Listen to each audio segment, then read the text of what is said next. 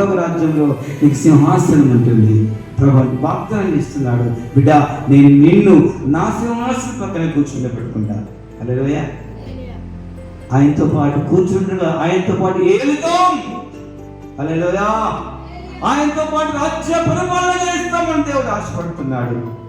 ఇది దేవుని ప్రేమ. ఇప్పుడు మీకు అర్థమైందా?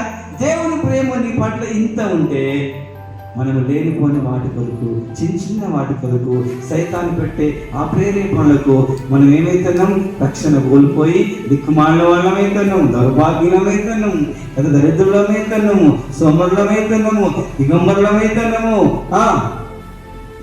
గుడ్డి వాళ్ళమైతున్నాము. అవసరమా? అవసరమా? అందుకని ఈరోజు దేవుడు నాతో మాట్లాడుతున్నాడు. మనం లవోదిక సంఘం వాగ్దానం ప్రకారం యేసుతో మనం ఏలాలి. హల్లెలూయా.